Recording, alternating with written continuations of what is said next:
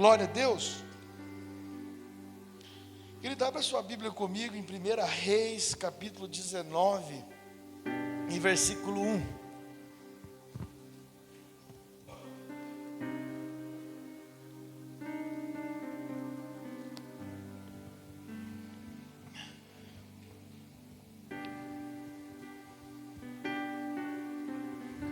Primeira Reis 19, 1. Amém? Então o rei Acabe contou à sua esposa Jezabel tudo o que realizara Elias e como passaram ao fio da espada todos os profetas de Baal.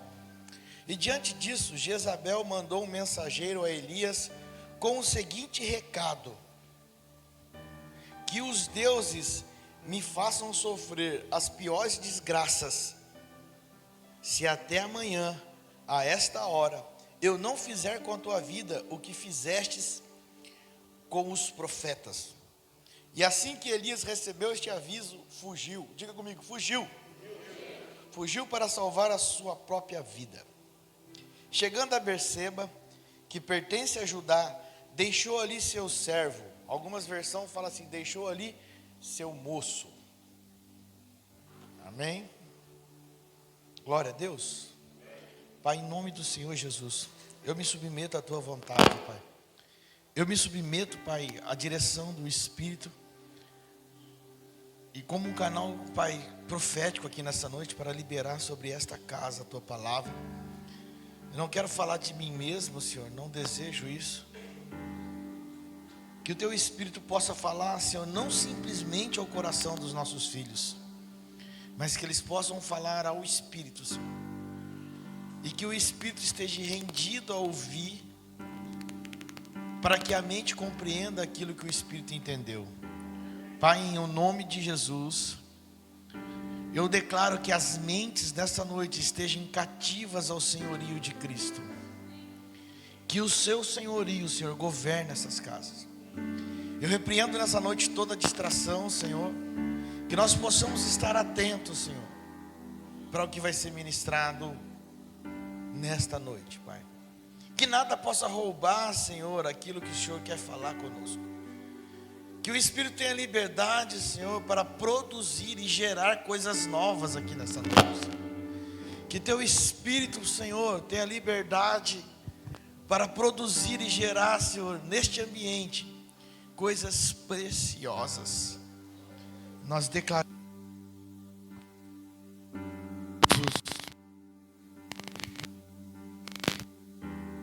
eu declaro, Pai, a tua graça. Eu declaro, Senhor, a tua paz. E eu declaro a tua sabedoria sobre essa casa. Amém? Irmãos, esses dias conversando com a minha paternidade espiritual, e a gente falava muito sobre a voz de Jezabel. E a voz de Jezabel é uma voz que produz manipulação e intimidação com um único propósito: separar os filhos dos pais. Esse é o único propósito da voz de Jezabel. E aí aquilo ficou no meu coração, e o Senhor falando. E você lendo esse texto, você vê que Elias, ele correu, fugiu de medo, logo após ter vencido 450 profetas de Baal, mais 300 e poucos profetas de Astarote. Um homem que viu a mão de Deus derramando fogo sobre o altar, consumindo o holocausto e provando que o Senhor era o Deus de Israel e estava com ele, fugiu por medo de uma intimidação de uma voz manipuladora e intimidadora. Jezabel, ela profetizou contra ela mesma, né? Que os deuses me façam sofrer tudo que você fez com os profetas, se até amanhã nesta hora eu não te fizer o mesmo. E ela não conseguiu fazer. E tudo que foi profetizado contra ela aconteceu. E o que mais me impressiona nesta passagem é que todo profeta tinha um moço. Todo profeta tinha um aprendiz. Todo profeta tinha um filho espiritual. Alguns tinham até mais de um. Existia a companhia dos profetas, a escola dos profetas, e assim. E no ambiente de pressão, Jezabel intimidando Elias, ameaçando Elias, manipulando o povo contra Elias, Elias pega e fala para o moço: fica aqui. E Elias se esconde. Agora, o que me chama a atenção é por que esse moço permitiu isso? Esse filho de Elias espiritual permitiu isso? Por que ele permitiu separar-se do seu pai? Por que ele permitiu a divisão, a separação sobre dele e do seu pai? Ou seja, Elias era a pessoa que o instruía, o discipulava, o ensinava. E por que ele permitiu esse rompimento? Por causa da voz manipuladora e intimidadora de Jezabel. Então Jezabel, quando a gente fala, não é uma pessoa. Jezabel no dia de hoje é um sistema, irmãos, regido pelas trevas. É uma voz manipuladora regida pelas trevas, que ela age através do principado da manipulação e da intimidação. É um principado. A pastora Zelinda pregou aqui o ano passado, ela fala, destronando Leviatã. Um dos braços de Leviatã é Jezabel. E quando a gente não entende, a gente pode estar sendo manipulado por ela. E a voz de Jezabel é sutil. Porque todo manipulador, ele consegue te manipular sem que você perceba que você está sendo manipulado. E você precisa estar em 2 Coríntios 5, lá que fala que nós devemos conhecer as pessoas segundo o Espírito e não segundo a carne. A única forma de você discernir uma voz manipuladora é se você conhecer as pessoas segundo o Espírito. Porque se você só se relacionar segundo a carne, você pode se enganar com a afinidade e com a aparência. E o maior propósito de Jezabel é destruir a relação da paternidade, para que você perca o destino. Porque se a paternidade é quem dá destino, quando você perde essa relação, você perde o destino. Se a paternidade é quem te lança até Cristo, é quem te ajuda profeticamente a avançar até Cristo, quando você rompe esse canal, você perde o seu destino, que foi o que aconteceu com esse moço. Então a Jezabel, ela produz um ambiente diabólico, que luta para matar os filhos e surrupiar, isso mesmo, roubar a herança. Jezabel, ela luta para matar os filhos e roubar a herança. Em 1 Reis 21 conta a história que Acabe, o esposo de Jezabel, ele desejou a vinha de Nabote. E ele desejou de uma tal forma que ele queria aquela vinha de todo jeito. O rei, que tinha todas as terras, queria a vinha daquele homem. E ele ficou pressionando aquele homem de todo jeito. E aquele homem levantou-se e falou assim: rei, eu não posso te dar essa vinha, eu não posso vender esta vinha é herança do meu pai, e eu não posso vender essa vinha, porque um filho que é verdadeiro, querido, ele não vende herança, essa herança não pode ser vendida. A herança que o pai transfere ao filho não pode ser vendida. Quando que você percebe que os filhos não são verdadeiros? Quando o pai morre. O que é feito com a herança?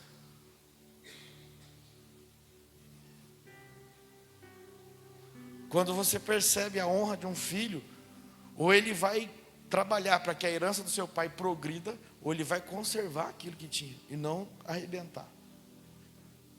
É por isso que uma família bem estabelecida em Cristo, quando há morte, não há tristeza, porque a vida de Cristo sobressai até nestes momentos. E este homem Nabote, que filho fiel, não vou vender a você. Não posso vender, rei. Você não está entendendo. Nossa, mas é vizinho do meu palácio, eu quero para mim. Eu não posso vender para você, rei. É herança do meu pai. E Acabe, irmãos, é o que representa. O Acabe é aquele que representa aquela pessoa mimada. Acabe era mimado, porque o mimado é aquele que quer ter todas as coisas, ou quer ter de qualquer forma o que não é dele. Ele quer, ele luta. Aquilo não era de Acabe e ele queria. E aí ele ficou mimadinho, emburrado, subiu para o quarto dele, foi deitar na cama, não quis comer, fazendo birrinha. Ah, não vou comprar, não vou comer também, fazer greve de fome. Sabe por quê, querido? Porque ele tinha encontrado um filho. Se ele tivesse encontrado ali uma pessoa que não era filho, o cara tinha vendido aquela herança. E tinha pedido o preço que ele quisesse, porque se o rei estava querendo comprar, ele podia pedir o preço que ele quisesse ali. Mas ele sabia o valor que aquela herança tinha ao seu pai e à sua família. Ele não entregou. E aí vem Jezabel. Certo? Observa esse ambiente. E é um prato cheio para Jezabel começar a influenciar. Sabe quem que eu vejo aqui? Cristo. O Senhor Jesus, quando foi tentado ali, o diabo falou para ele: ó, está vendo tudo isso aqui, ó? Tudo isso aqui eu vou te dar se você me adorares. Tudo isso aí. E a nossa herança é Cristo, irmãos. A herança que nós temos do Pai é Cristo. O Espírito que habita em nós e nos faz caminhar. Essa é a herança do cristão. Quando nós falamos de reino de Deus, nós não falamos de coisas terrenas. O reino é Cristo. É por isso que ele fala assim: o reino de Deus já está no meio de vós, ou já está dentro de vós. Quando nós falamos de reino de Deus, Jesus é o próprio reino. E naquele momento, Satanás queria que ele trocasse a herança. Eu vou dar tudo isso. E Satanás tinha o poder. Tem gente, já ouvi gente falar assim: Satanás está mentiroso, queria dar aquilo que não é dele. Irmãos, quando Adão peca, ele entrega o governo da terra às trevas. Satanás tinha o governo da terra, porque Adão entregou. O que Jesus estava fazendo era comprar de volta a terra. O Pai tinha um plano, e esse plano era comprar de Satanás a terra de volta. Porque Deus deu a terra a Adão, para Adão governar. E Deus respeita as ordens. Deus falou assim: Adão, você governa. Só que Adão entregou o governo da terra, ele desprezou o governo e entregou as trevas. Sabe por quê, irmão? Porque a ignorância faz isso. A ignorância nos leva a não valorizar o que nós temos, não valorizar o que Deus deu para nós. Quando a serpente chega para Eva e pergunta: o que Deus falou para você? Eva não estava plena do conhecimento de Deus, porque ela falou assim: Deus falou que da árvore do meio do jardim eu não posso comer. Deus não falou isso. Volta lá e estude. Deus falou assim: da árvore do conhecimento do bem e do mal não comerás. E no meio do jardim tem uma árvore que te dá vida. E não podia comer. E como Eva não era plena do conhecimento, e talvez por uma falha de Adão, porque Deus entregou para Adão essa promessa, e Adão deveria ter transferido a Eva, Satanás encontrou um ponto de ignorância. E nesse ponto de ignorância ele ludibriou Eva. E é o que Satanás faz hoje com o sistema jezabélico. Aonde ele encontrar um ponto de ignorância, ele vai ludibriar e vai tomar. Satanás trabalha na ignorância. Por isso que a igreja não pode ficar na linha da ignorância. Nós temos que ser plenos de Cristo, irmãos. Porque uma igreja plena de Cristo não dá brecha para as trevas. Quando Satanás foi tentar Jesus, Satanás usou a Bíblia contra Jesus, usou a palavra contra Jesus, mas Jesus era pleno, porque Ele mesmo era a palavra, e a plenitude de Deus o impediu de cair na cilada de Satanás. Nós não podemos ser ignorantes, e a respeito disso que nós estamos falando aqui nessa noite, essa palavra é uma denúncia profética, é uma denúncia profética, e hoje você não vai sair daqui mais ignorante a respeito disso, e você vai poder fluir e desfrutar de um ambiente de maior autoridade no reino. Hoje nós vamos liberar chaves. Esse louvor que falou assim, para virar a chave, vai ser liberado aqui nessa noite chaves para você fluir no reino. Talvez você é uma pessoa cheia de conhecimento, talvez você é uma pessoa cheia de dons, talvez você é uma pessoa que quando você pega para fazer algo é excelente, mas ainda está faltando uma coisa: virar a chave da paternidade. E a hora que você virar essa chave, você vai desfrutar num novo nível. Num novo nível.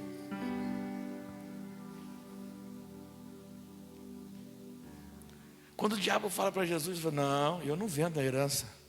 Essa é a herança do meu pai, rapaz. Vou vender não. É o Nabote que eu não vendo. E aí, o cardápio preferido de Jezabel é o mimimi. Porque o que aconteceu com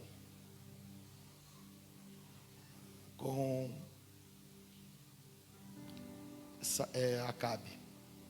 Ele sobe e fica no mimimi do seu quarto.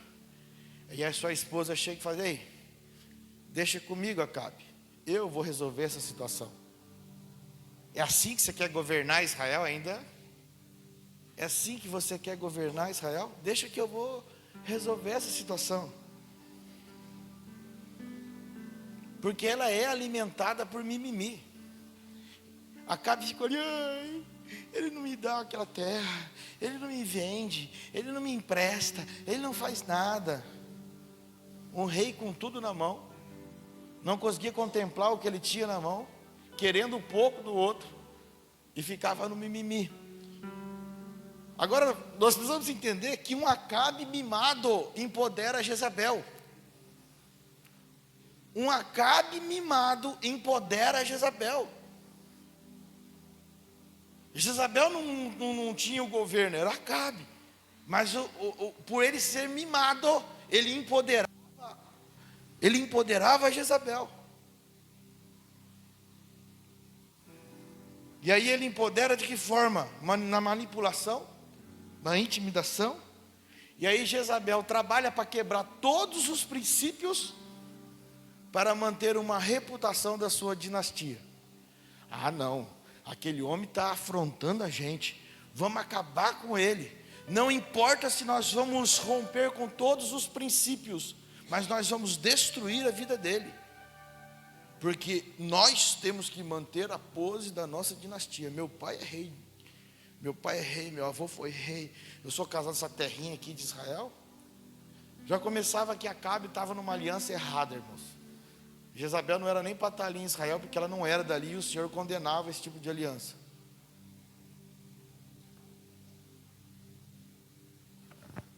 Todo Acabe é individualista, egoísta, só pensa em si próprio. E ele é tão egoísta, tão individualista, que quando Jezabel atua na manipulação, chama as pessoas e planeja a morte de Nabote,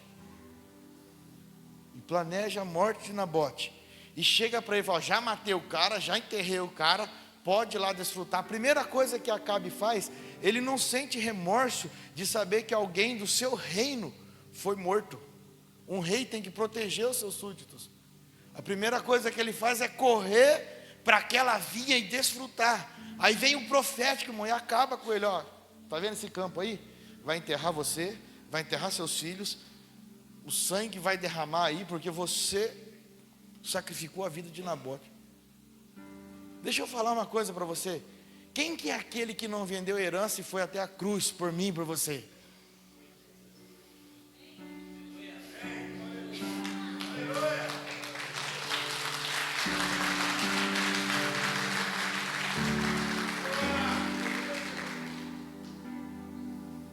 Então nós não podemos ouvir a voz de Jezabel.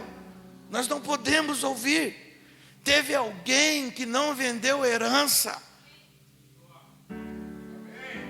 Não vendeu herança. E nós temos essa herança. Não somos nós que vamos vender ela não, querido. Nós vamos continuar desfrutando dessa herança. Cristo em nós, a esperança da glória.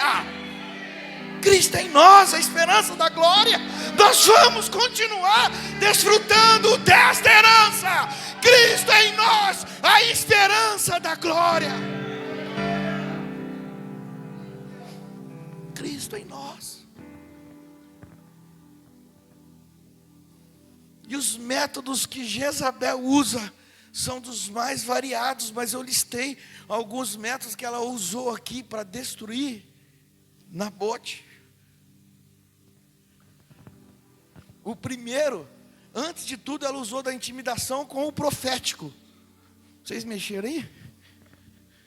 Antes de tudo, ela usou da intimidação com o profético. Chegou para Elias e falou assim: eu vou te matar, Elias. Porque Elias era um profeta que denunciava Acabe e Jezabel.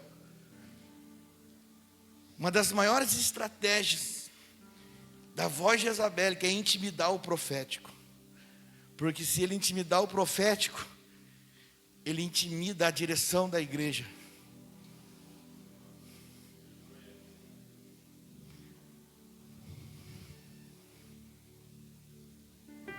Que os deuses me façam sofrer. Usou de estratégia. Se eu não fizer o que você fez com os profetas de Baal. Aí o profeta corre. E algumas dessas intimidações batem em nós todos os dias. Não avance, não se renda. Você não consegue. Isso aí que está falando aí sobre reino, 5 ministérios, paternidade, nova aliança, novo pacto, é só mais uma onda. Vai passar, como já passou outras ondas, voz jezabélica de intimidação. Você vai se arrepender de entregar seu coração. Você vai se ferir como no passado.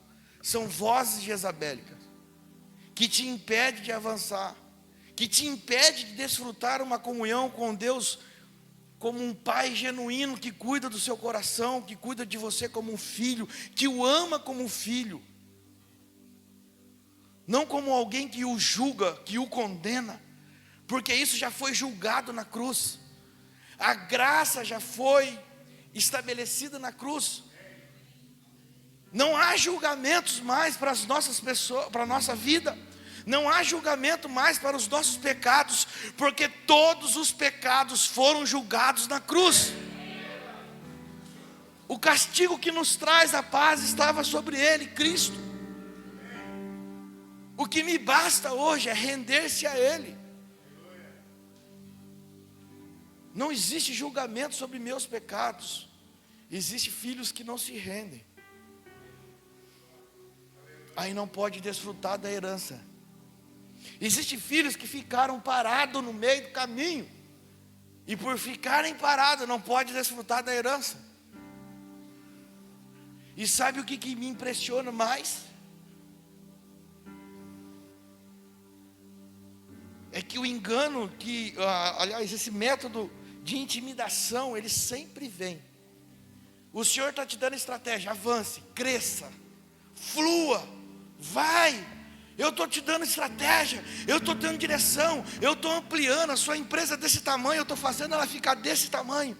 E o medo, a voz jezabélica, a voz do medo, te impede. O Senhor está falando, vai, estuda, melhore, vá para frente. Eu quero usar a sua vida para a expansão do reino. E a voz jezabélica, mas eu nunca fiz isso. O maior serviço que eu peguei era de 5 metros quadrados, agora parecia um de 5.000 metros. Eu não sei fazer. Você porta a excelência, você porta a vida de Cristo. Mas como eu vou administrar? Está com falta de sabedoria? Peça a Ele, que Ele te dá. E nós vamos orar aqui no final hoje, querido. O Senhor está falando para mim que o Senhor vai destravar a mente administradora aqui nessa noite. Apenas por rendição. Se você entender isso, se você reconhecer que você não pode nada, mas Cristo é a tua essência, Cristo é a tua sabedoria, Cristo é a tua vida, Ele vai fazer. E saiba de uma coisa, você vai desfrutar os melhores anos da sua vida. Você vai sair de um ambiente de mentalidade mesquinha e miserável. Deus vai te colocar num novo lugar. Eu não sei, eu não ministro sobre isso, mas o Senhor está falando aqui ao meu espírito hoje. O Senhor está falando ao meu espírito. O Senhor vai te colocar num novo lugar. Você não pode render às vozes de Jezabel. Ah, não pode. Ah, quem é sua empresa? Não, a sua empresa não é sua mesmo assim. A minha empresa, eu não tenho empresa. Eu só administro a empresa do meu pai. Eu só sou um administrador.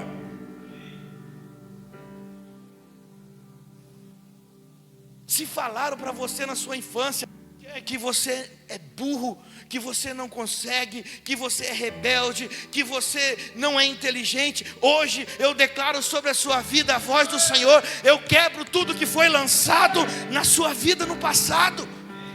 Se falaram que você não conseguia, hoje eu declaro, você vai avançar. Se falaram que você não tinha sabedoria, eu declaro sobre a sua vida, você é o mais sábio da terra, porque você porta a vida de Cristo. Nenhuma voz jezabélica vai te assegurar de avançar. Se você foi ferido, querido, por táticas religiosas, se você foi ferido por manipulações religiosas, e isso te impede de avançar, te impede de se relacionar como um filho, hoje eu falo para você, você também vai avançar nisso. E você vai começar a descobrir e falar assim, poxa, era simples assim? Era simples assim? O segundo método que Jezabel usa é o engano. Porque ela pega, escreve cartas, ela escreve cartas em nome de Acabe, o rei. Depois você lê, marca aí para você ler 1 Reis 21, você lê o capítulo inteiro, você vai entender o que eu estou falando. Ela escreve cartas e fala para o rei, e fala para o povo, vamos manipular, e vamos falar para o povo que ele está em pecado, desse jeito, lê lá, que ele está errado, que ele está cometendo crimes, e aí nós vamos colocar ele na linha de frente, vamos pegar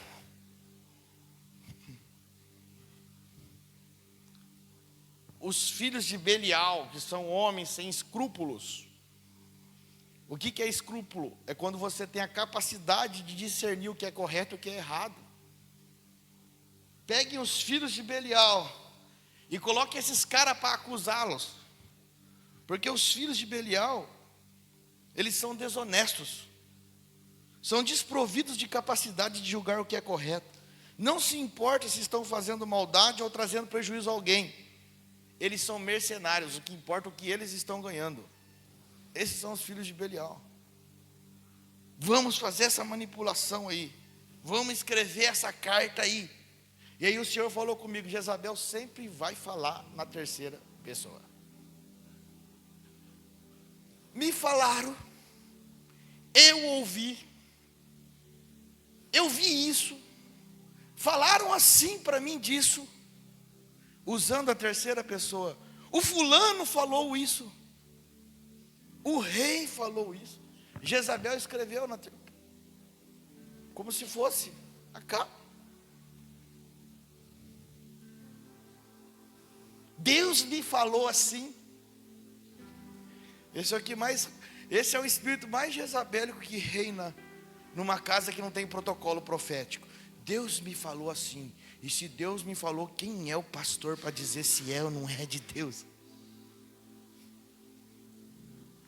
ao maior espírito de manipulação que tem se instaurado. Isso é uma denúncia profética. Por isso que essa casa tem protocolo profético. Ninguém levanta e sai falando profecia sem submeter a equipe profética dessa casa ou ao pastor da casa. E a equipe profética ou o pastor vai falar: amém, irmãos, é de Deus, mas não é a hora de liberar. Ou é de Deus, pode deixar que a gente libera. Ou não é de Deus, fique em paz. Porque você não é errado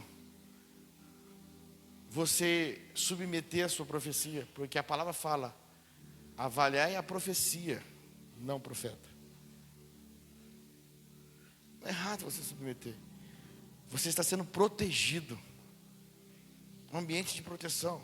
Agora, um ambiente que não tem protocolo profético, levanta alguém que você não conhece quem que é a vida, e ele fala em nome de Deus. Casa, descasa, destrói, divide o ambiente, arrebenta com o ambiente em nome de Deus, não sendo Deus. Voz jezabélica. Voz de Jezabel. Sempre na terceira pessoa. Deus me falou assim. E pode ver, nunca é o diabo que falou para ele. Sempre é Deus me falou.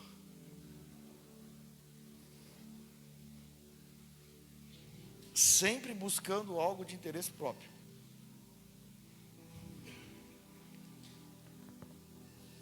Outro método, usurpação. Ela escreve a carta, manda para os nobres e para os anciãos, dizendo aquelas histórias e falando para eles: pega os filhos de Belial, coloca no meio para os filhos de Belial julgar ele no meio do povo, e eles vão começar a gritar, sem saber se é verdade, mas com isso o povo já vai cair, já vai julgar, já vai apedrejar e vai matar ele. Armar a casinha de Nabote.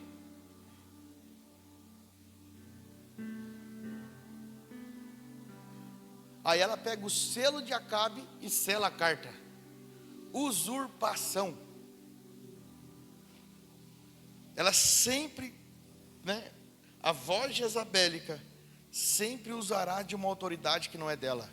Porque o anel significava autoridade. Quando o rei selava, estava selado. Quando o faraó deu para José no Egito, ele deu até o seu anel. O anel significa autoridade. Então, para sentar no trono tinha um Zé Mané lá, mas quem governava era José. Você consegue entender? Porque quem governa é quem tem autoridade. Então pode ter qualquer Zé Mané sendo um presidente, sendo um governador, sendo um prefeito, porque quem vai governar é a igreja, porque a igreja tem autoridade. Se nós entendermos isso no Espírito. Jezabel pega esse anel, sela ali como se fosse o rei e manda a carta. Usurpação. Selou. Jezabel gosta de títulos, gosta de poder, gosta de ser chamado pelo título e não pelo nome. As pessoas aqui, elas ficam surpresas. Como que é seu nome? Kleber. Não, mas qual que é o seu título? Filho. Kleber, sou filho, meu pai está aqui. Não, mas como assim?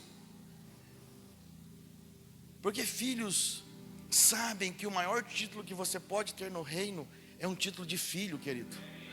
Não é a minha patente, não é a minha carteirinha, não é o meu nome do meu ministério.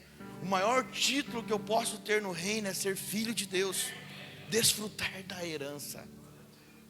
Porque eu posso ser um pastor e não ser filho. Eu posso ser um evangelista e não ser filho. Eu posso ser um mestre e não ser filho.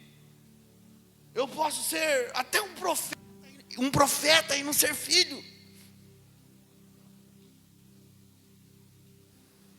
Porque Paulo fala, o que Paulo fala, irmão, na carta?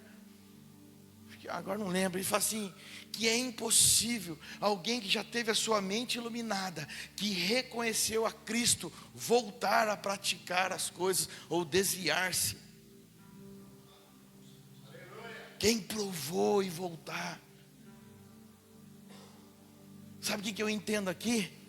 Aí você fala, nossa, mas eu conheço um monte de pastor, um monte de cantor, um monte de pregador, que já provaram disso hoje e estão lá no mundo. Não, eles não provaram disto. Eles eram pastores, eles eram pregadores, eles eram tudo, mas não eram filhos. Porque quando nós temos a mente iluminada de filho, é impossível que a gente volte a comer dos vômitos. Qual é o nosso papel? Amar esses irmãos, continuar intercedendo por eles, continuar ministrando sobre a vida deles, até que a mente deles seja revelada, tenha a renovação de Cristo, tenha a revelação de Cristo, tenha a iluminação de Cristo, a ponto deles falarem assim: nunca mais eu posso abrir mão disso. Não tem como, nem que eu queira. Porque se nós estamos falando de uma vida, já não se fala de mim mais, se fala da vida que eu me torno. É o Senhor que toma a minha vida. Se Cristo toma a minha vida, não tem como mais eu viver conforme as minhas vontades. É disso que Paulo falava. Que dá o maior debate na igreja. Nas linhas teológicas se dividem. Irmãos, vamos largar as linhas teológicas e vamos nos unir naquilo que Cristo é. Vamos largar os debates teológicos e vamos nos unir como o corpo de Cristo. Há coisas que não nos cabem ficar discutindo teologicamente, que isso não une a igreja, só divide. Nós precisamos entender o propósito de todas as coisas, que é Cristo em nós, a esperança da glória. Nós não podemos negociar essa herança, nós não podemos vender essa herança. Nós recebemos do Pai e nós não vamos vendê-la. A manipulação manipulou os nobres e os anciãos até eles matarem um inocente. Não foi assim que a religião fez? A religião manipulou os anciãos, manipulou os governos até que Cristo fosse morto. A Bíblia, irmãos, ela não é um livrinho de história qualquer. O Antigo Testamento é a sombra do Novo.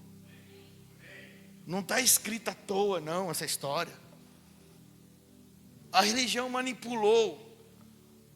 Os nobres, os anciãos foram manipulados pela religião a ponto de levar Cristo à cruz. Já estava escrito. E o filho só faz aquilo que viu o pai fazer. E o filho é obediente. Ele até falava: se quiser passa de mim, mas se não tiver jeito não, me dá graça aí que eu vou para cima. Um filho não corre.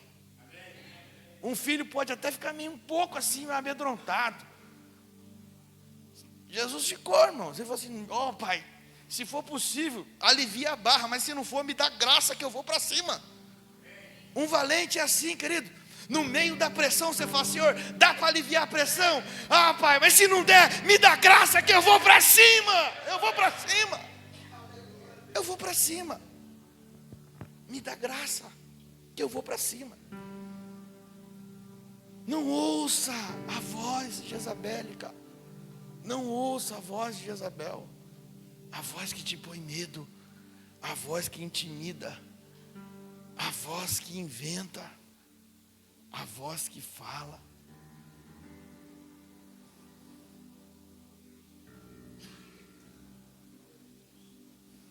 Eu li um livro do apóstolo Luiz Hermínio, eu não lembro qual é, que diz que Belial significa pai das moscas. Um do livro, eu nem sei se tem mais nada. Belial é pai das moscas. E sabe o que Belial fazia, que as moscas faziam com as ovelhas? Elas emagreciam as ovelhas. Mas como assim, pastor? Mosca emagrece as ovelhas? Porque elas ficavam nas orelhas das ovelhas zumbindo. As ovelhas tinham que ficar se batendo, aí elas não comiam. Você está entendendo? Aí por não comer, elas não ficavam nutridas. Aí sabe o que os pastores faziam?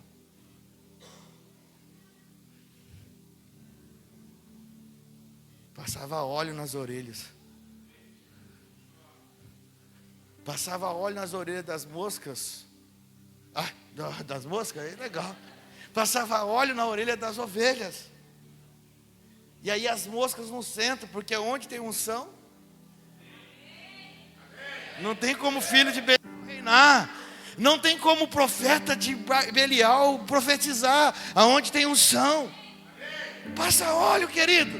Passa óleo. Estenda a sua mão aí. Estenda assim. tem óleo caindo sobre a sua mão. Agora pega as suas duas mãos e coloca nas suas duas orelhas e diz assim: hoje eu estou ungindo as minhas orelhas. Nenhuma manipulação, nenhuma voz, nenhuma intimidação, nenhuma acusação de Belial cairá sobre mim, porque hoje eu estou sendo ungido pelo óleo que desce do trono do Cordeiro, que já foi morto desde a fundação do mundo. Eu sou protegido. Só fica para trás quem não tem orelha protegida. Só fica para trás quem não busca. Aquele filho de Elias ficou para trás e não teve um destino profético. E se você olhar um pouquinho no capítulo 19, o Senhor fala para Elias: passa, unge Azael, rei da Síria. Ele vai ser rei da Síria, ele não é ainda Elias, mas passa lá e unge ele. Depois você passa e unge Jeú, que Jeú vai ser rei em Israel, que eu vou tirar essa dinastia de Acabe. E depois, por último, você passa lá, chama Eliseu e unge ele profeta, porque ele vai ser profeta no seu lugar. Eliseu vai ser profeta no seu lugar. E Elias faz pela ordem: unge Azael, depois unge Jeú e depois unge Eliseu. E fala para Eliseu: vem embora.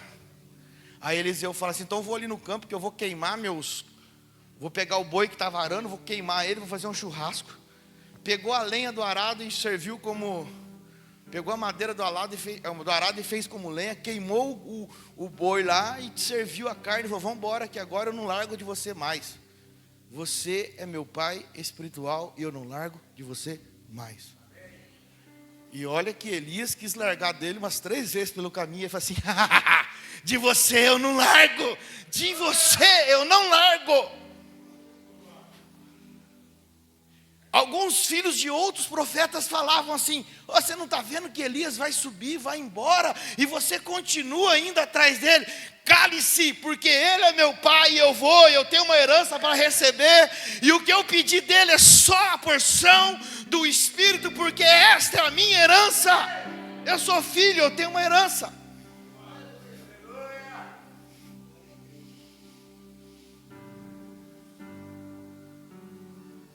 Romanos 1,18 diz que a ira do Senhor é revelada dos céus contra toda impiedade e injustiça dos homens que suprimem a verdade pela injustiça. Não se preocupe, querido. Está sendo caluniado, está sendo julgado, fica tranquilo. Para que o Senhor possa agir em prol de você, primeiro a injustiça humana tem que acontecer. Não tem outro caminho. Pastor, eu quero morrer. É isso aí mesmo, querido. Calma, você não morreu ainda não. Você vai ver quando você começar a morrer. Você vai ver. Toda injustiça humana vai precisar acontecer contra você, para que a vida do Senhor se manifeste, porque não vai ser você mais. Quando você se render, quem vai agir por você é o céu, não é você mais. Aí você não vive mais de reputação. Você não vive mais. Aquela Jezabel, ela ficou irada com a reputação. Esse cara está afrontando a gente. Vou para cima dele e vou mostrar quem que nós somos. Quem tem a vida do Senhor não vive sobre isso. Por isso que o culto de ontem foi profético. Porque nós estamos falando hoje de paternidade, continuando o culto de ontem. Nós estamos falando de honra. Paternidade, querido. Se nós não entendermos isso, nós vamos sempre ficar titubeando, porque nós vamos ouvir Jezabel. E Jezabel está aumentando hoje. Assim como lá no Éden, foi uma simples serpente que enganou Eva. E no Apocalipse essa serpente já é um dragão. Assim é Jezabel. Lá atrás era uma Jezabelzinha assim. Agora Jezabel está em todos os sistemas. Por onde você anda, você ouve a voz de Jezabel. Seja no sistema político, seja no sistema econômico, seja no sistema familiar, seja no sistema religioso. O que mais? Seja na mídia. E onde estiver. tudo. Nós precisamos entender e ter a mente de Cristo, irmãos. Lá atrás, para enganar Eva, uma serpente apenas bastava. Mas lá no Apocalipse, para enganar as nações, tem que ser o dragão. E se você olhar o rastro dessa serpente, ela vem grande e se torna um dragão. Tem gente que acha que o inferno não se renova, não inova. Ele não renova, ele inova. E tem gente achando que a igreja não pode se inovar. Se Cristo é a vida e é a inovação constante, por que a igreja não pode se inovar? Inovar não é abandonar os princípios. Inovar não é abandonar aquilo que é correto mediante os princípios do reino. Inovar é acompanhar a evolução da terra que cresce sem abandonar os princípios do reino. Irmãos, há 100 anos atrás nós pregávamos o evangelho de uma forma, e esse evangelho avançava sobre o Brasil, mas não tem como nós pregarmos da mesma forma que nós pregávamos há 100 anos. E uma das maiores estratégias que as trevas querem que nós façamos é continuar repetindo as coisas sem a mente de Cristo. Porque se nós continuarmos pregando o evangelho da mesma forma, essa é a maior maneira de nós afastarmos do mundo. E nós não conseguimos levar a vida de Cristo às pessoas. Eu fiquei impressionado. E fico impressionado quando eu vejo as pessoas atacando o que está acontecendo na igreja brasileira. Recentemente a igreja brasileira conseguiu encher 3 estádios de jovens, não para usar drogas, não para se prostituírem. Encheu 3 estádios para adorar ao Senhor. Foram inúmeras conversões. Mais de 6.000 pessoas entraram na lista de adoção. Pessoas que estavam na cadeira de rodas saíram andando. E aí eu vejo gente que não participou disso, criticamos. Porque antigamente nós enchíamos uns estádios com jovens prostituindo e usando drogas. Agora a igreja está enchendo os estádios para adorar ao Senhor. É um novo tempo.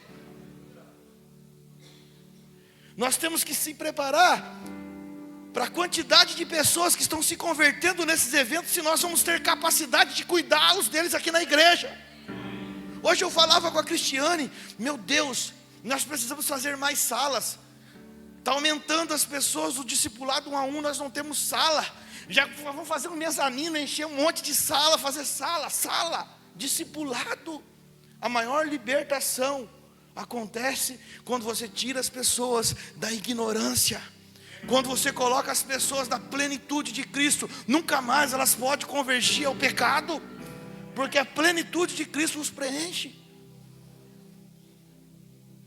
Então nós não estamos num tempo de julgar, irmãos. Os nossos irmãos que vieram há 100 anos aqui, eles tiveram uma ação importantíssima. Eles foram precisos no tempo que Deus trouxe eles. Eles foram precisos, e nós precisamos continuar ouvindo a Deus e sendo precisos no que nós vamos ter que fazer para continuar expandindo o evangelho, para continuar sacando do inferno as pessoas que estão indo à destruição e trazendo para a vida de Cristo. Mas não dá para fazer repetindo. A repetição do passado é pura manifestação de religiosidade. Por isso que Paulo fala: renovais a vossa mente e não vos amoldeis ao sistema deste mundo. É renovar, irmãos.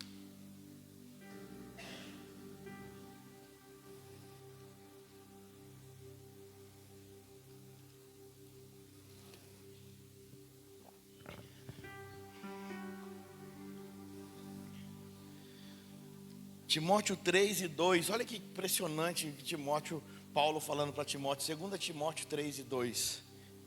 Os homens amarão a si mesmos, serão ainda mais gananciosos, arrogantes, presunçosos, blasfemos, desrespeitosos aos pais, ingratos, ímpios, sem amor, incapazes de perdoar, caluniadores, sem domínio próprio, cruéis, inimigos do bem, traidores, inconsequentes, orgulhosos, mais amigos dos prazeres do que amigos de Deus, com aparência de piedade, todavia negando seu real poder. Por que nega o real poder, querido? Tem aparência, mas não tem poder, porque o reino de Deus se consiste de poder. Ontem eu falava com o Kleber e nós conversávamos. O reino de Deus se consiste de poder. Não adianta ter aparência se negar a real poder do reino. Porque o reino de Deus se consiste de poder. E sabe de uma coisa, irmãos? Deus tem falado ao meu espírito. E forte. E ontem na mesa eu falei com o Kleber falou assim: rapaz, o senhor está falando comigo também. Porque os evangelistas, eles atuam nessa área. O Senhor vai voltar a ter umas manifestações de cura, de milagres. Porque eu entendi que foi por um tempo, o Senhor precisou acessar isso para a igreja brasileira, porque todo mundo que é menino não sabe usar o dom. Deus distribuiu dons, e as pessoas começaram a usar para validação ministerial. Dom não é validação ministerial. Dom não é validação ministerial. Validação ministerial é caráter. Validação ministerial é fruto. É o que as pessoas podem comer das nossas árvores. Isso é validação ministerial. Dom é irrevogável. E as pessoas continuaram usando o dom para vender curas e milagres e tal.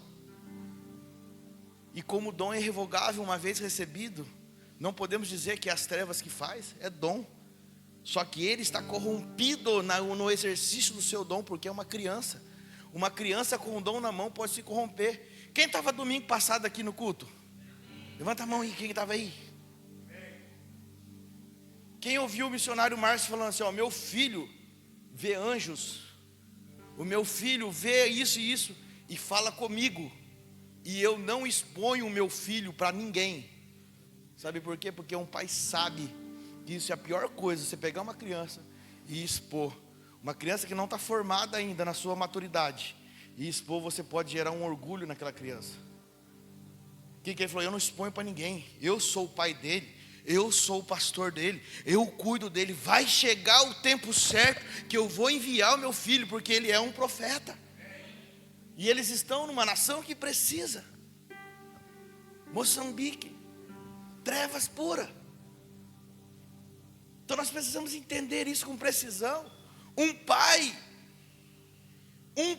não expõe seus filhos. Um pai não lança o seu filho antes da hora. Um pai não mata seu filho, um pai protege seu filho.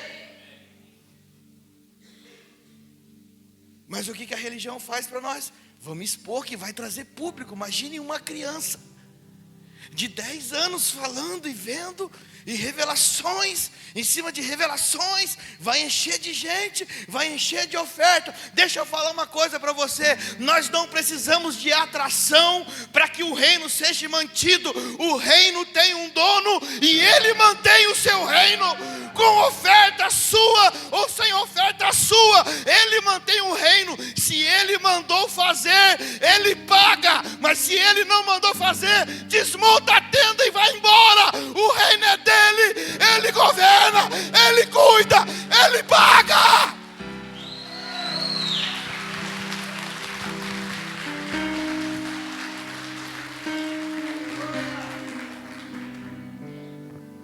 Ele paga, ele paga, ele paga.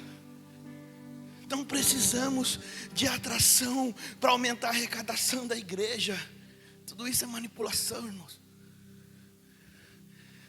A arrecadação aumenta à medida que os filhos se tornam filhos e entendem que o dinheiro é para o reino, para investimento no reino, e semeiam profeticamente numa palavra, e se protegem de toda manipulação jezabélica. O dinheiro não nos governa. O dinheiro não governa o nosso coração. Nós temos a mente de Cristo e nós governamos sobre o dinheiro. Nós sabemos que Ele é o nosso Pai, Ele cuida de nós. Ele cuida.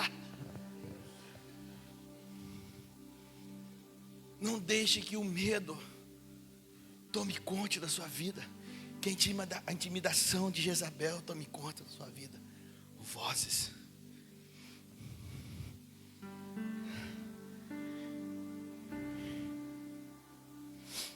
E a última coisa que eu anotei aqui, que é uma estratégia de Jezabel, é a acusação. Diga comigo, acusação e exposição.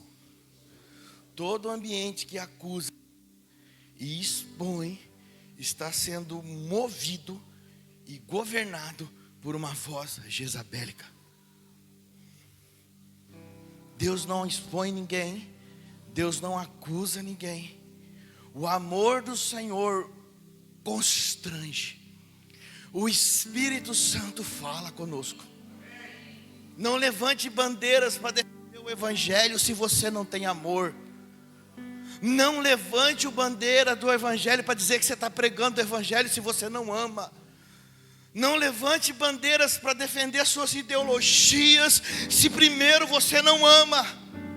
Porque a pessoa que entregou sua vida por nós amou o mundo de tal maneira que entregou seu filho para nos salvar. Mesmo quando nós estávamos na prostituição, mesmo quando nós estávamos nas orgias, mesmo quando nós estávamos nas drogas, o amor dele nos constrangeu a nossa vida.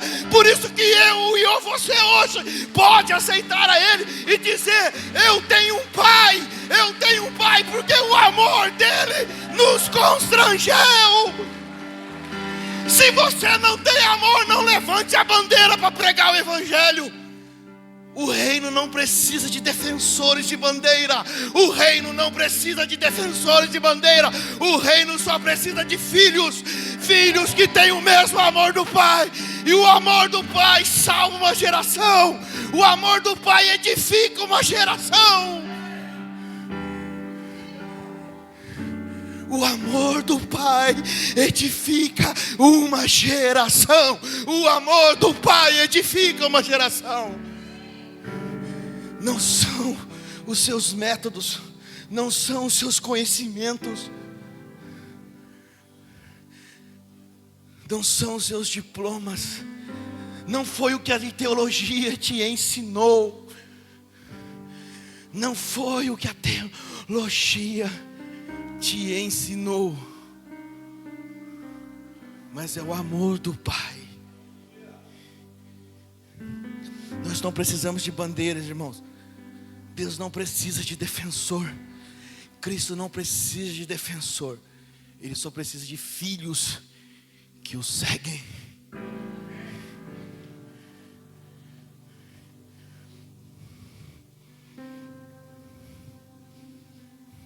Acusa eles, leva eles para fora, mostra para todo mundo que ele pecou, mas ele não pecou, mas inventa que ele pecou, inventa que ele é rebelde, inventa que ele é ladrão, inventa que ele é usurpador, inventa que ele não serve,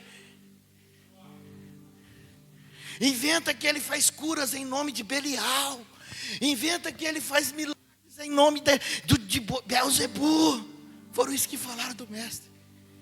E aí quando chegou-se para ser julgado, os nobres olham para ele: e aí, o que você tem a dizer? Você é o rei de Israel? Ele diz assim: não, você que está dizendo. Não, mas você não vai afirmar que é o rei de Israel. Você que está dizendo. Porque quem é filho não precisa de nenhuma afirmação externa, porque dentro já queima a chama do filho. Ele não precisava de alguém afirmando para ele que ele era filho. Ele já queimava, ele já conhecia o coração do Pai. Ele já sabia que ele era o rei. Ele já sabia que ele era o filho. E ele já sabia que ele estava no envio de obediência. Salvar a humanidade, comprar de volta o governo da terra, salvar o homem. Quem é resolvido internamente não para mediante as conversinhas. Quem é resolvido internamente não para mediante as afrontas. Ei, Eliseu, mas você não está vendo que Elias vai embora? Cala-te, eu estou atrás do meu pai, e é dele que eu vou ter o destino profético.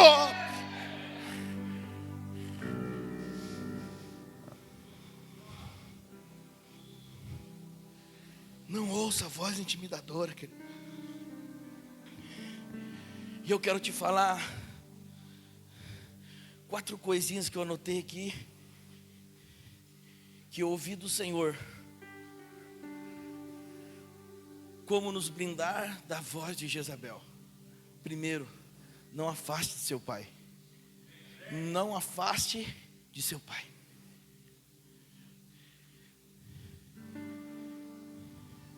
Abra comigo 2 Reis 2, e versículo 4, querido.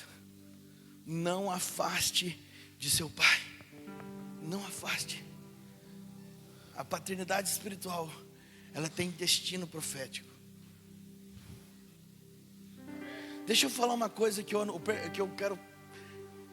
vejo nesse texto aqui sobre paternidade. Que tem muita gente que acha que paternidade é o pai que tem que estar à disposição do filho. E é o contrário, irmãos. É o filho que tem que estar à disposição do pai. Tem gente que acha que o pai tem que estar à disposição do filho. Às vezes, nós temos que corrigir uma coisa aqui nessa casa, irmãos. Às vezes a gente marca para conversar com alguém 7h30, a pessoa chega 8h15. Está errado isso aí. Tem horário, tem decência.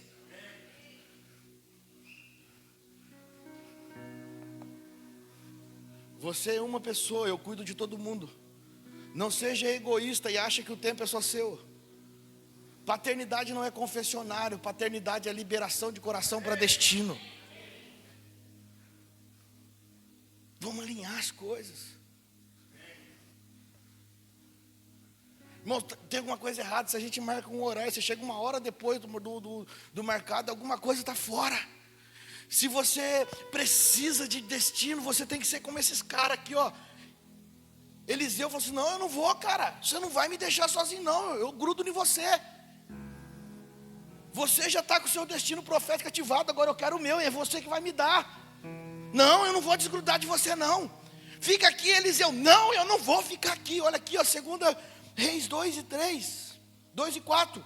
Então Elias lhe ordenou: Eliseu, fica aqui, pois o Senhor está me enviando até Jericó. Porém ele respondeu: juro por Deus, o nome do Senhor e por tua vida, que não me separarei de ti. E assim desceram, diga comigo, juntos. Diga comigo, juntos. Desceram juntos. Cadê o outro? O outro moço ficou lá atrás. O outro moço não foi. Sabe por quê? Ele parou na voz manipuladora e intimidadora de Jezabel. Era outro moço aquele. E tem gente que para achando que o reino vai parar. Não vai parar. Parou aquele moço, o Senhor já falou para Eliseu: vai lá e profetiza sobre Eliseu, porque ele vai continuar como profeta no teu lugar. O tempo passa, as pessoas passam, a forma de pregar e profetizar passa, mas o profético não muda.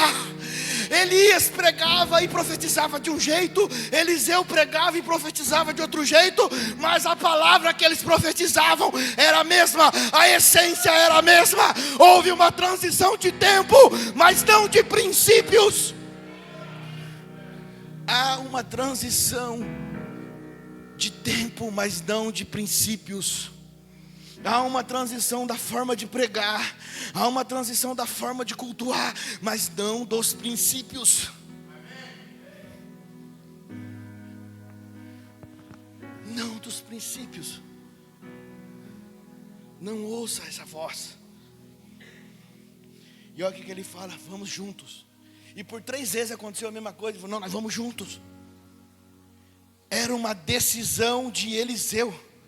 A paternidade foi um posicionamento de Eliseu. Ele se posicionou e disse assim: eu vou com você.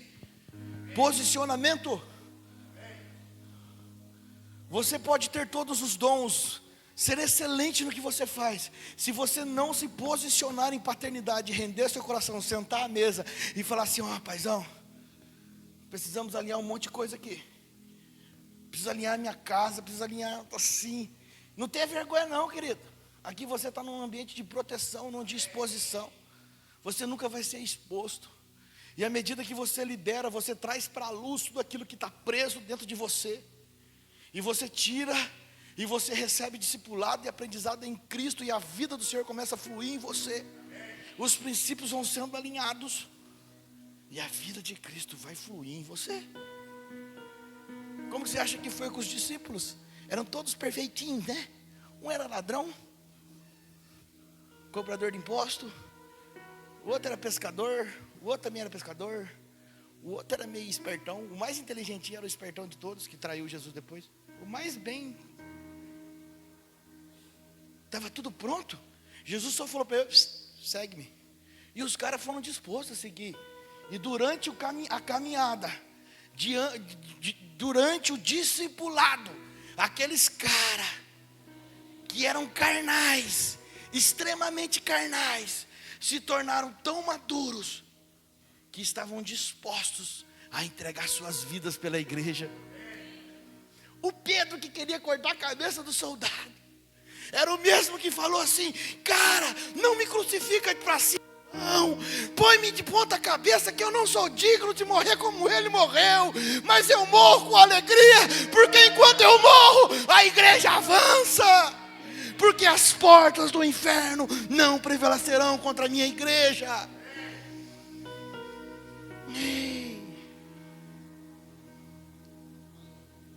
Nós não precisamos de Pedro. Pedro levanta a bandeira ideológica: eu sou evangélico e isso eu condeno. Você não precisa condenar, querido, tudo já foi julgado na cruz. Quem acusava eram as trevas, e a cruz é a graça maior. Você só precisa manifestar o mesmo amor que o Pai manifestou por você na cruz. E este amor, quando pegar você, pega as pessoas. E o que muda a pessoa? Não, nós não mudamos ninguém, porque aqui o Senhor toma a vida deles por completo. Nós não vamos mudar ninguém. Você não está numa casa para ser mudado. Você está numa casa para ser ativado ao seu destino profético. Você vai começar a fluir no desenho original de Deus para você. E tudo que você fez fora do princípio ficou para trás. E quem vai me revelar isso não é o pastor, não é o presbitério, não é o irmão do lado, é o próprio Senhor que habita em você. Ele vai falar para você: eu te amo, eu te quero. E quando Ele falar para você: eu te amo, eu te quero, você já vai estar todo rendido. Você já vai estar todo rendido. Não vai precisar ninguém falar mais nada para você. Porque o Espírito do Senhor é aquele que convence o homem do pecado, da justiça e do juízo. Eu não ouvi aqui dizendo que é o pastor que convence, que é o presbítero que convence, que é o evangelista que convence, mas é o Espírito. Então não levante bandeiras.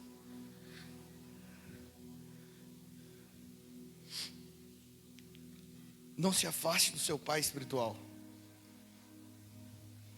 Não ouça a voz intimidadora. Versículo 3, você leu 4, leu 3 aí. E em Betel os discípulos dos profetas foram falar com Eliseu e indagaram: sabes que hoje Yahvé vai levar teu mestre para o céu, separando-o de ti. Ao que prontamente retrucou Eliseu: sei, calai-vos. Eliseu só falou assim: não quero saber de vocês, eu já sei de tudo isso, não quero saber da voz de vocês. Cala, eu estou seguindo meu pai. E o quarto é não vender a herança. Venda a herança. Morra, mas não venda a herança. Seja fiel, seja leal. Ah, mas se você não vender, você vai morrer. Não venda a herança. Eu estou vendo aqui aqueles irmãos lá, cara, no Afeganistão.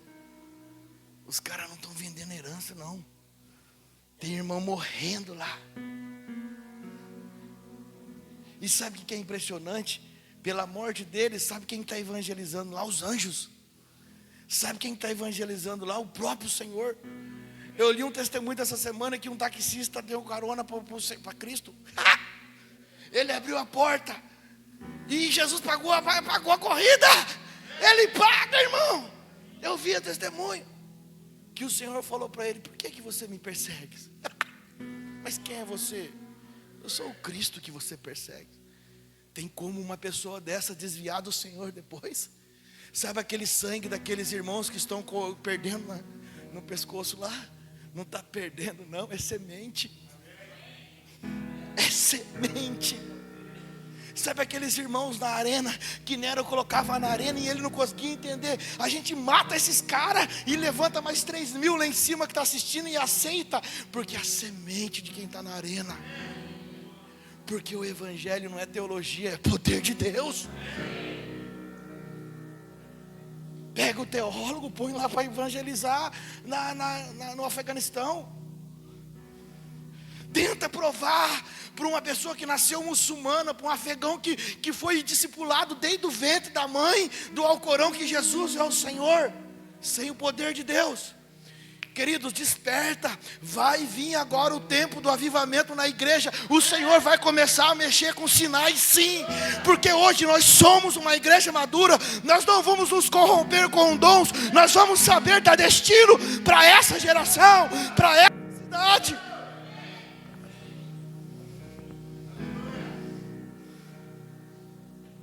Ah, meu Deus, não venda a herança, não venda, não venda.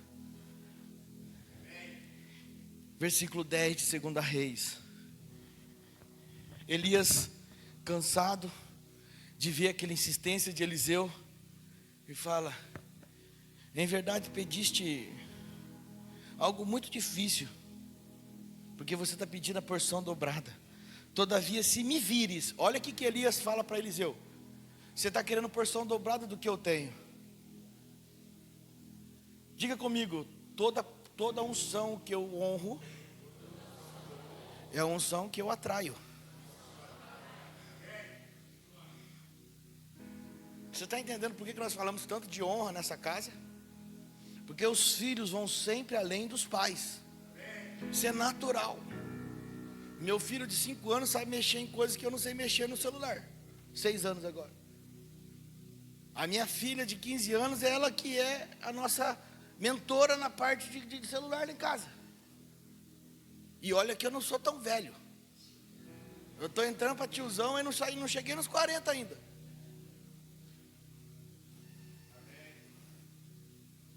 Aí você fala: nossa, pastor, mas o senhor é um engenheiro. Irmãos, a questão não é se você ter uma formação. A questão é que os tempos estão crescendo, são outros. Essa tecnologia, quem tem domínio são os nossos filhos. Agora, se nós não levarmos a vida de Cristo para eles não vão saber usar essa tecnologia, querido. Se nós começarmos a ficar falando como nós falamos no passado: a televisão é do diabo, o rádio é do diabo, não sei o que é do diabo, o esporte é do diabo, o teatro é do diabo. O que aconteceu? Virou do diabo mesmo. Porque a televisão só tem coisa do diabo, o rádio só tem coisa do diabo, os teatros só já tem gente pelado lá. Por quê? Porque a igreja saiu de lá. O sal da terra saiu de lá. Quando é não vos amoldeis ao sistema deste mundo, é não ser como o mundo, mas é influenciar o mundo para a vida de Cristo. E só um filho maduro pode fazer isso. Porque se você não tiver maduro, não vai não, porque você vai ficar lá. O negócio está tão podre hoje, que se você não tiver maduro e querer dar uma de bonzão, eu vou lá, você vai ficar lá. Porque está tão podre. Espera Cristo iluminar sua mente mesmo. Não tenha pressa, seja maduro. Aí Eliseu andou ao lado de Elias, e no tempo certo. E Elias falou o que para Eliseu? Ó, Eliseu, é o seguinte, cara: se você me ver, olha aí, se você me ver subindo ao céu, você vai ter a porção. Porque se você não vê, eu não vou não. O que é isso? Prova de fidelidade, de discipulado correto. Porque o filho faz o que vê o pai fazendo. Não existe filho que não faz o que o pai faz, querido. Não existe filho que não tem o mesmo amor que o pai tenha. Não existe filho que pregue diferente do que o pai prega. Não existe filho que pensa diferente do que o pai pensa. Ah, mas todo mundo vai pensar igual. Não, filho, cada um tem uma identidade, mas o nosso pensamento é o mesmo, porque nós somos um em Cristo, dentro da nossa identidade. Josemir aqui hoje na intercessão de manhã, ele teve uma visão, que os casais que iam participar do seminário de casais, estavam com a mente tudo embaralhada, parecendo sabe quando você vai soltar a pipa, que você embaralha tudo ali? Aí diz que aí pegava na visão dele e via os dois casais tentando desembaralhar a mente, e quanto mais eles tentavam desembaralhar, mais embaralhava. Aí ele viu uma mão, que veio e pegou essas mentes, e desembaralhou isso, e transformou essas linhas numa linha só. Você consegue entender? Não tem como você ter um casamento pleno em Cristo com duas mentes governando, querido. Ou vai ser a mente de Cristo, vai ser um só, não vai ter como. Dia 28 de março vai pegar, porque o Senhor vai nos alinhar, os casais aqui, querido, mais do que tem alinhado. Uma mente só. Qual mente? Não é a mente do marido, nem a mente da mulher, é a mente de Cristo. Acabou.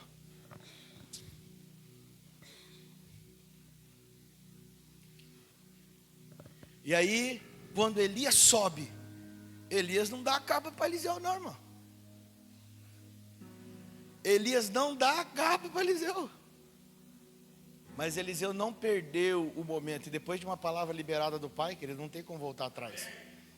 O pai falou: se você me ver, você vai ter. Mas Elias não deu. Olha aí, lê depois. Se Elias jogou a capa caiu. Elias não jogou. A capa caiu, porque depois de uma palavra liberada tem que ser cumprida, querido. Uma palavra liberada é cumprida. A capa cai, Eliseu pega ela e já começa com porção dobrada. Tudo que Elias abriu para ir, Eliseu voltou abrindo para voltar. Sabe aquele rei lá que Elias consagrou, Jeú? Sabe aquele Azael que Elias consagrou? Vai lá Eliseu e consagra Azael, consagra Jeú também como rei. E sabe o que acontece? No versículo 12,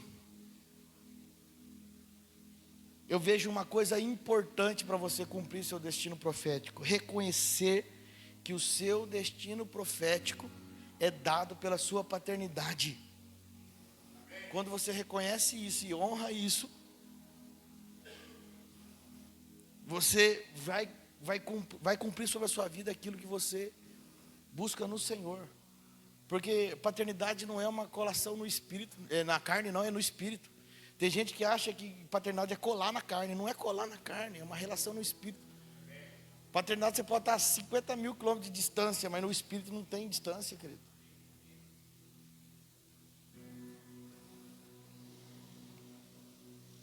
Olha aqui, como que Eliseu admirava Elias e honrava Elias. Olha o nível de honra de Eliseu. Porque ele queria unção. Ele olhava para Elias e falava assim: rapaz, essa unção que você tem, eu quero. Eu admiro isso. A revelação de Cristo que você tem, eu quero, eu admiro. Eu quero, eu honro. Eu falo para todo mundo que você é a pessoa que me dá destino. Eu te honro. E aí ele escreve, ele fala isso para todo mundo, ó, versículo 12. Assim que viu tudo isso acontecendo, Eliseu gritou: Abba, meu mestre, meu pai. Ele falou assim: ó, você é mais, Abba é paizinho, ô meu paizinho, meu mestre, meu pai. A versão da minha Bíblia King James aqui, cativo, ela fala: meu pai.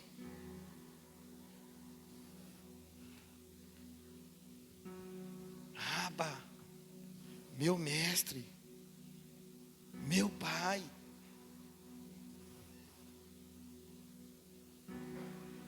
Você consegue entender isso?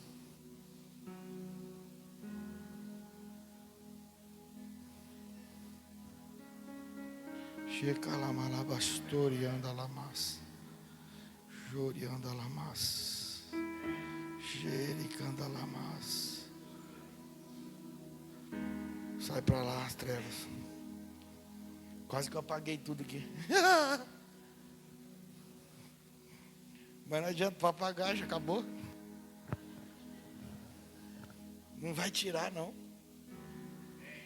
Olha o que ele diz. Assim que viu tudo isso acontecendo, Eliseu gritou: Abba, meu mestre, meu pai, tu foste com os carros de guerra e os cavaleiros de Israel. E quando já não podia mais segui-lo com os olhos, Eliseu tomou as próprias vestes e as rasgou ao meio.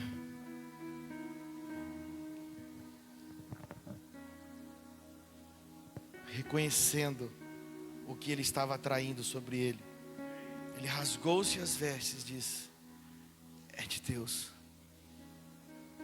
E Eliseu vai lá, querido, e dá o destino profético. Jeú, que é ungido por Eliseu, Azael, que é ungido por Eliseu, Jeú era de Israel. Esses homens eram comandantes da guarda.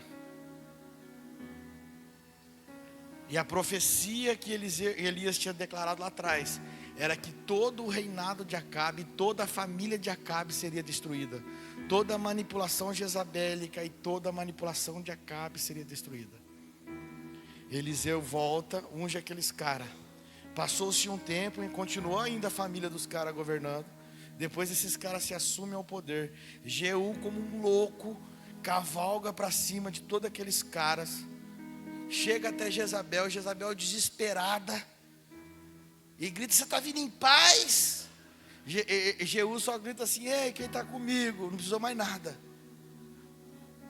Os próprios eunucos empurram Jezabel para fora e matam Jezabel, porque Jezabel morre pelo seu próprio sistema. Jezabel morre pela sua própria vaidade, não precisa ninguém colocar a mão. Agora, para destronar um principado jezabélico, só o profético, querido. Lá atrás o Senhor tinha falado que ia acontecer. Jeú levanta e fala aos nobres: quem está com o pessoal aí da dinastia de Acabe, traz ele para mim. O povo já olhou e falou assim: o quê? Esse Jeú é louco. Não vamos levar nada, vamos matar todos esses caras e manda só a cabeça. Matou e mandou a cabeça para Jeú. E Jeú fala: está vendo? Não foi eu que fiz, foi vocês. Porque quando uma igreja é profética, entenda o que eu vou falar para você. Quando uma igreja é profética, ela consegue influenciar a sociedade para destronar alguns princípios jezabélicos. A nossa função é ativar. Jeú é qualquer doido. E por isso que eu falei que qualquer doido pode estar no governo da cidade, porque não são eles que vão arrancar Jezabel. Quem vai arrancar Jezabel é o profético, e o profético está com a igreja tem autoridade, eu e você temos a autoridade. Jeú morreu até desviado, mas ele foi o cara doido que cavalgou que nem louco. Está meio igual ao Brasil aí. Diga comigo: não é ele que vai salvar. Fala comigo: não é ele que vai salvar. É a igreja que tem autoridade profética. E à medida que nós vamos influenciando, os próprios nobres e magistrados vão cortar cabeças dessa linhagem jezabélica, querido. Agora eu quero falar para você nessa noite, querido. É uma denúncia profética hoje essa palavra. Nós estamos numa casa paterna. Se você tem ouvido vozes que te impedem de avançar, hoje nós vamos ceiar juntos aqui agora. E eu quero declarar para você, e junto com você, junto nessa ceia, você vai marcar um marco zero na sua vida hoje, de posicionamento. Você não vai ser como aquele jovem que ficou para trás. Você vai se posicionar como Eliseu se posicionou. Cara, dá uma olhada nas histórias de Eliseu. Eliseu era um profeta meio rancoroso, mas ele era um homem de Deus. O pessoal zombava da careca dele, ele mandava a leoa comer os caras. Mas era um processo, irmão, ali era o começo dele. Ele estava um pouco imaturo ainda. Você vai apanhando. Quando o Senhor começou a destravar umas coisas no meu espírito, eu virei uma metralhadora. Metralhava todo mundo. Depois o Senhor foi e falou: não, calma, cara, não é assim. Vamos alinhar. Não é espalhar, é ajuntar. Não, mas ninguém quer. Não quer. É nível de medida. Uns entendem mais rápido, outros entendem mais lento. Mas vamos com amor. Nós temos uma cidade. E sabe, essa palavra falou muito forte ao meu espírito essa semana. Porque eu estou desempregado. E eu comecei a distribuir currículos no meu LinkedIn, se candidatar para as vagas. Vagas que exigiam 1/3 da qualificação profissional que eu tenho. E nem respostas. Falei, Senhor. Aí a voz de Isabel que vem, está vendo? Você está acabado. Quero ver daqui 3 meses. Quero ver daqui 4 meses. Quero ver daqui 4 meses você. Quem é você? Aí a gente está trabalhando lá, acabou o serviço, o caminhão está uma semana, foi feito ontem um servicinho, hoje eu acho. E a voz vem. Só que um filho que tem um coração cuidado, querido, que tem um pai de destino. Você está entendendo isso no Espírito? Ou você ouve a voz intimidadora, ou a voz de Isabel, ou você escuta o destino profético. Sabe o que o Senhor falou para mim? Filho, não foi eu que te chamei? Eu falei, sim, pai. Então deixa que eu... Então, por favor, silencie a sua alma e deixa eu cuidar de você. Você acredita que eu fui pagar a conta de água da minha casa? Quando eu entrei na internet para pagar, já estava pago? Alguém aí pagou, não sei. Meu Deus do céu. Eu fui pagar. Aí o Senhor, deixa que eu cuide de você. Deixa que eu cuide de você. Então há tempo para nós vivermos, querido. Jeú foi profetizado, Azael foi profetizado, Eliseu foi profetizado. E se foi profetizado e foi Deus que falou, não adianta correr, querido. Lá atrás, há 20 anos atrás, quando eu estava no altar com a minha esposa, um pastor que fazia o casamento, um pai espiritual levantou a mão e falou assim, está profetizado sobre esta região, vai acontecer assim, muitos não vão entender, nem nós entendemos nada, hoje nós só desfrutamos aquilo que foi falado há 20 anos atrás, e quando nós olhamos, é verdade, nessa região, quando nós viemos para cá, o Senhor falou para nós, vem para cá. Aí a paternidade espiritual nos enviou. E a gente ficava fazendo culto com 3, 4 pessoas. A gente tinha uma cela, na cela tinha 30. Começamos o ministério, caiu para 5. Tinha dia que fazia culto, mas... E os 5 não eram daqui, dessa região ainda.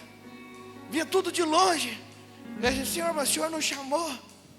Aí um dia a Cristiane falou assim para mim assim, calma. O Senhor está trabalhando em nós primeiro. O negócio é em nós.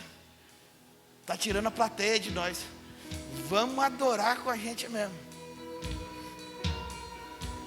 Processo. E é um negócio doido. Entrava uma família, saía 2. Ia uma família para a igreja, saía 3. Quanto mais a gente discipulava, mais as pessoas iam embora. A gente ganhava as pessoas para Jesus, sentava elas aqui, discipulava elas, batizava. Depois do batismo, pastor, tchau. Obrigado, mas nós estamos indo lá para a igreja fulano de tal. Agradeço ao Senhor. Senhor, como é que vai ficar as coisas? Quando nós mudamos para esse lugar, nem o dinheiro do aluguel que a gente tinha. Eu sentei aqui nesse canto aqui. Olhei para o proprietário do terreno, da casa aqui, falei assim, ó, tá vendo aqui? Tá tudo ruim, não tem aquelas salas, esse forro. Mas deixa eu falar um negócio para o senhor. Eu não posso pagar o que o senhor pede, que a gente não tem condições de pagar. Mas eu vou prometer um negócio para o senhor. Nós vamos reformar tudinho isso aqui para o senhor. Mas nós não tinha condição não, irmão. Nós vamos reformar tudinho. Me deixa pagar o mesmo aluguel que nós pagamos lá. Aí o pastor Joaquim olha para nós e fala assim, eu senti paz em você, pastor. Pode entrar amanhã aí.